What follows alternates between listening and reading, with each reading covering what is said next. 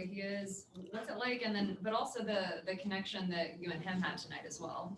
Yeah, I don't really have in a great way. Not much to say about Trey. It's almost normal at this point for me being with him for so long to see him get going and the way they were playing him for him to catch a rhythm.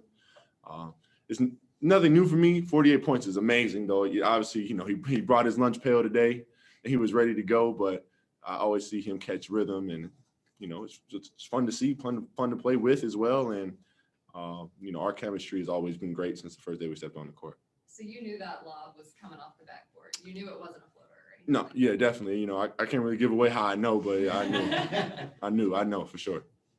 Chris. Hey, John. See what I. Do you remember the first time that you caught one of those passes off the glass before from Trey? Yeah, in game it was preseason game against New Orleans, and then we obviously did it in Brooklyn. But we've done it in practice 100 times. You know what I mean? So Trey's rookie year against San Antonio at Georgia Tech. Do you remember that one? Yeah, it was in San Antonio. I thought it was New Orleans. No? San Antonio.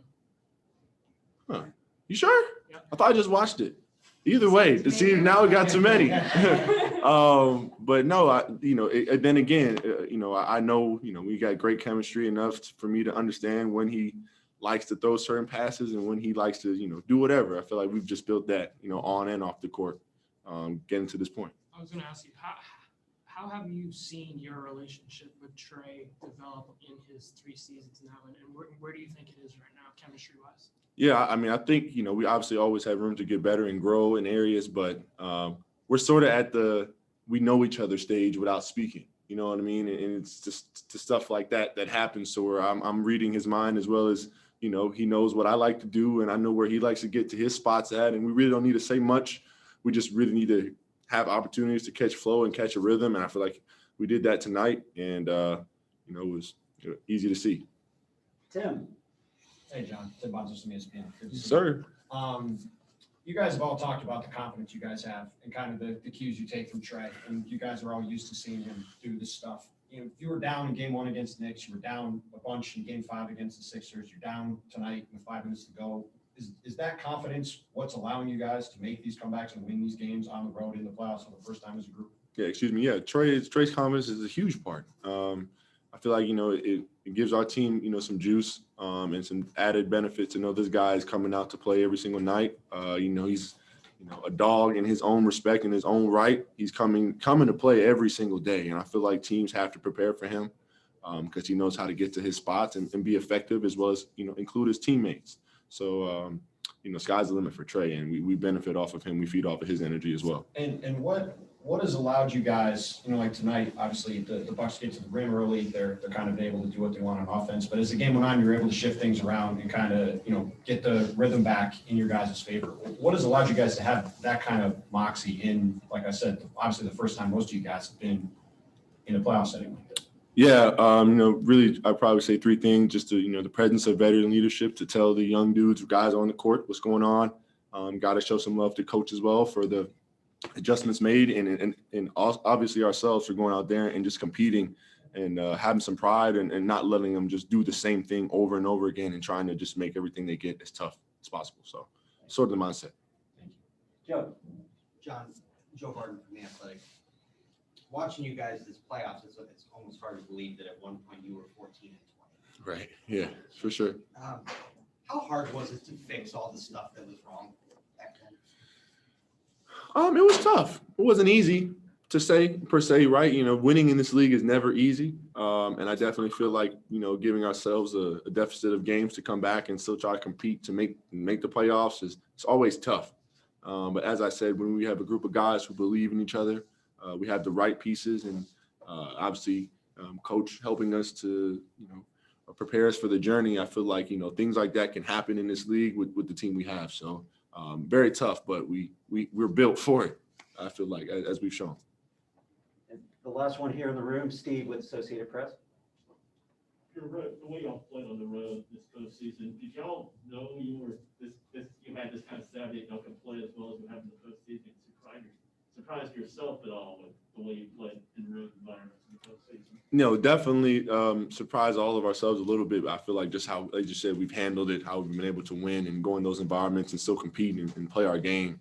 But I feel like this year specifically was tailor-made for us to feel more comfortable on the road with COVID and all the extra tests. And, now we sort of play series against certain teams instead of one game and gone. So I'd say the transition, I feel like, to being in this stage sort of was always there in a way with the new changes the league made this year because of COVID-19. So in a weird way, I feel like it helped us. But at the end of the day, we have to go out there and compete and win the games. But a lot of stuff factors into, so I feel like, why we're here. They went on a 9-0 run. They're up 7 with about 4.5 minutes left. They've been putting their feet on people's throats at home when they get in that situation. Y'all turned it right back around immediately afterward. How were you able to kind of turn things around as quickly as you were down 7? Having that confidence and understanding to know that they're going to make a run. They have talented guys, great coach, and we know they're at home and they're going to get energy and find a way to put the ball in the bucket. But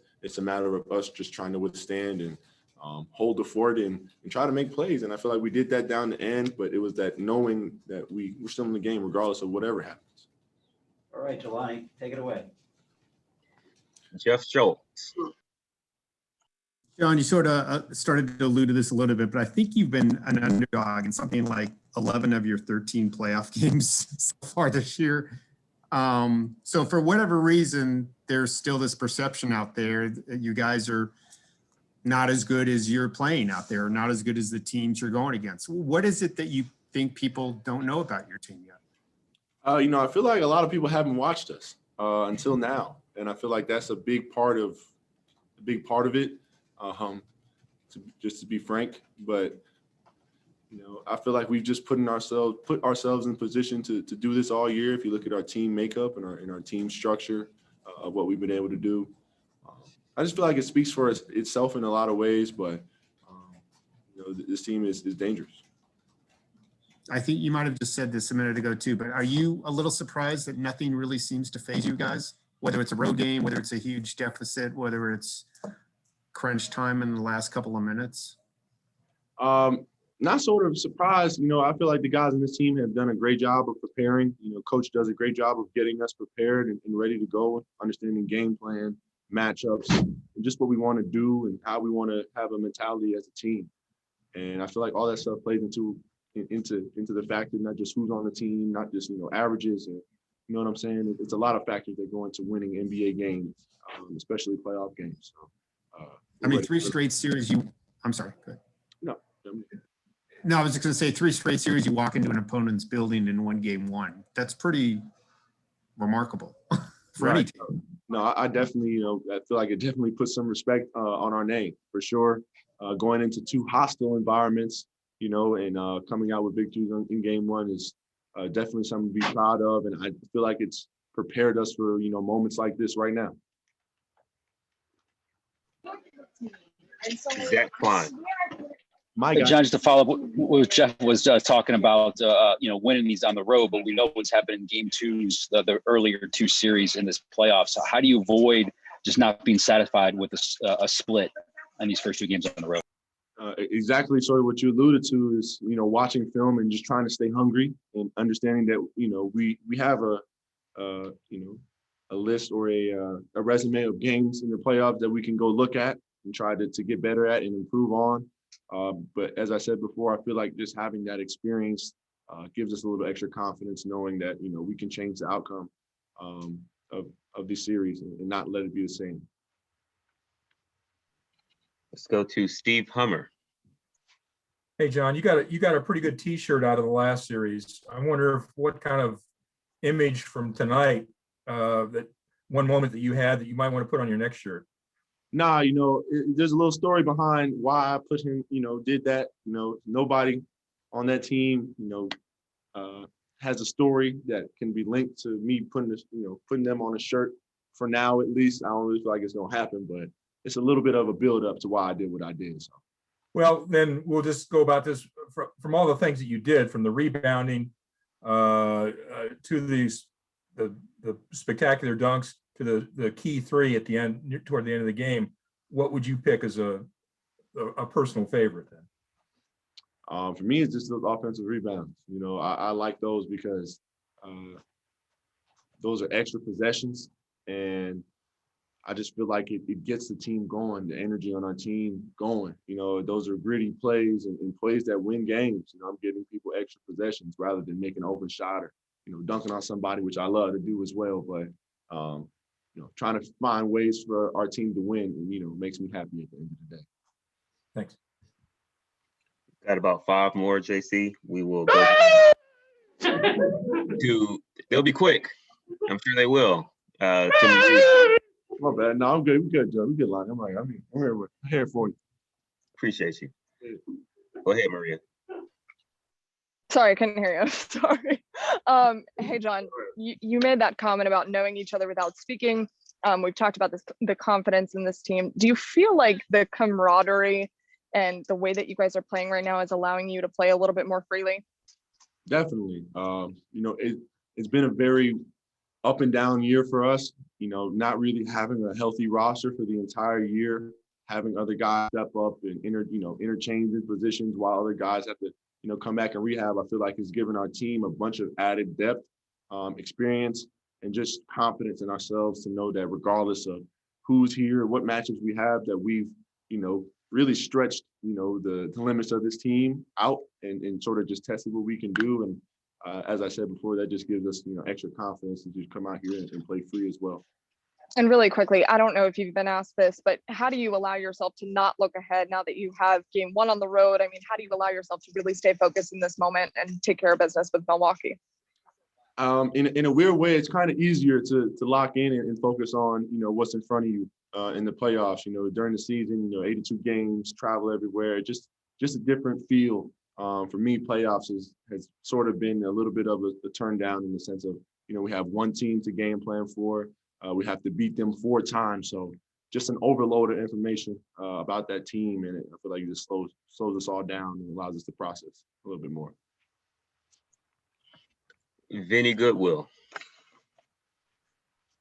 Hey, John, I'm just curious because you guys have probably been underdogs in most of the games that you've played in the playoffs. Has there come points in games where maybe you've taken the team's best shot and you're still standing, where you sense that the opposing team is surprised that you're still there? That can you kind of see it on their faces that, you know, you guys maybe have taken a 15-point run and you come in hitting a few shots and it kind of deflates them a little bit?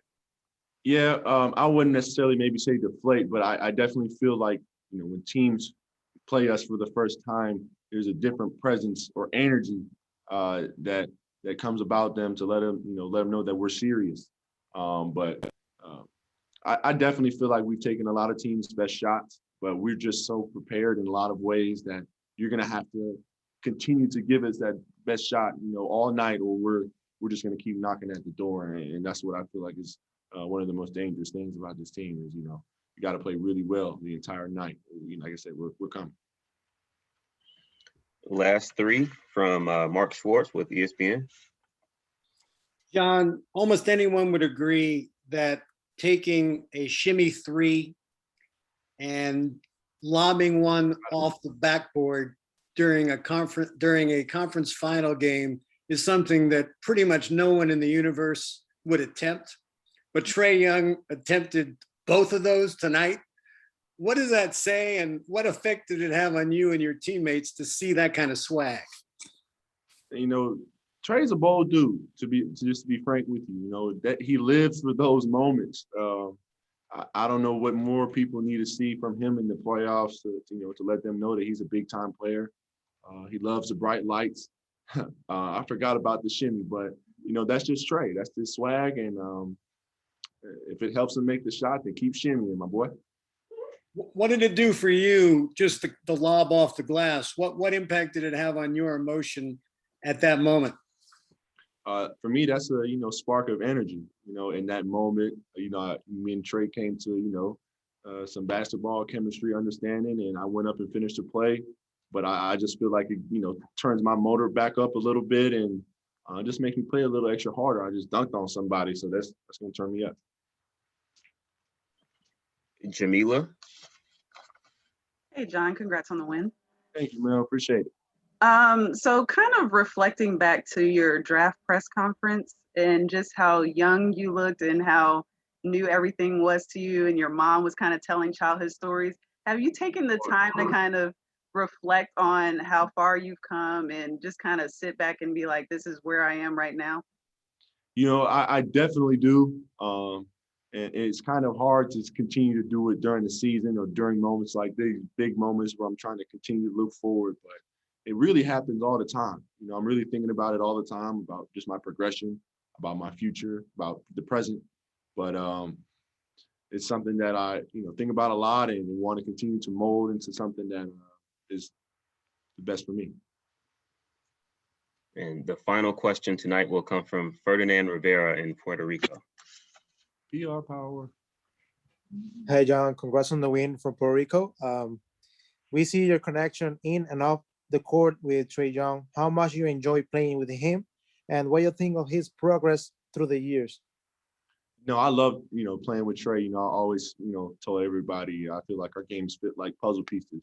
He's great at creating and finding, slivers and holes. And I'm great at, finishing the basketball, finishing those great plays that, he makes. And I feel like it just makes a great combo, as well as us liking each other off the court. But it's great to see him mature and grow. I will say he's always had that swag, but it's definitely becoming a little bit more mature and understanding, certain moments and certain instances where he can impose his will. And I feel like he's, finding ways to do that more and more now. Thank you. Thank you, JC.